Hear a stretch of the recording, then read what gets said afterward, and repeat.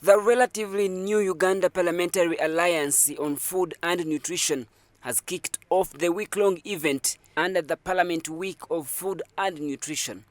Several stakeholders in the food and health sectors, drawn from civil society, are gracing events of the week.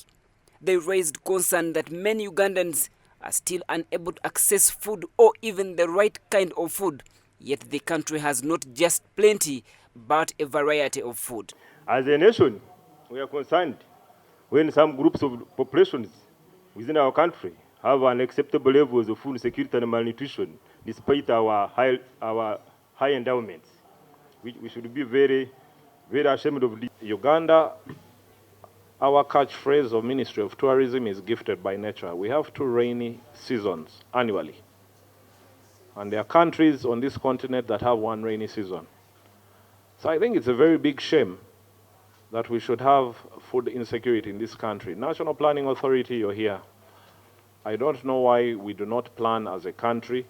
For the food safety, we are also looking at the consumption of contaminated food.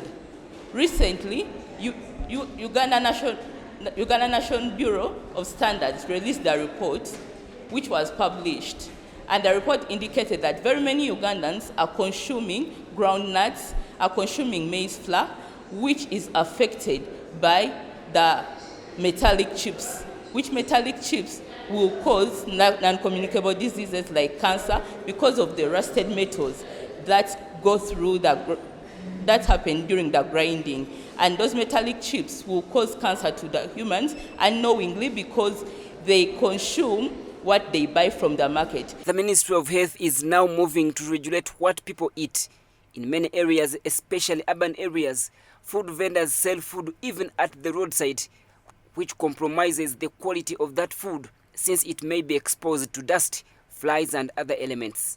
And our task is to make sure that we have these food-based dietary guidelines for consumption of the community. This will include issues to do what should the population eat, what should you eat, how much should you eat, how frequently should you be consuming particular foods, and so on and so on.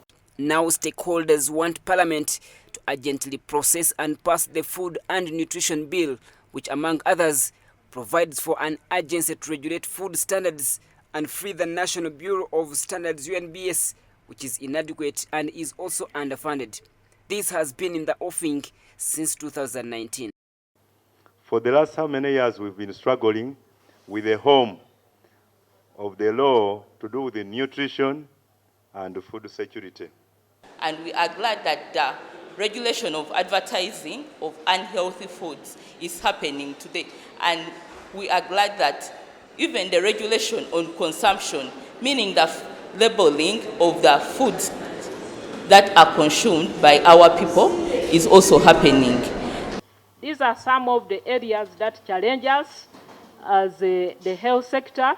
If you do not have the mother law, it becomes very, very difficult to even enforce the regulations that we have. The Uganda Parliamentary Alliance on Food and Nutrition is expected to present a report on the matter on the floor of Parliament on 23rd May 2023.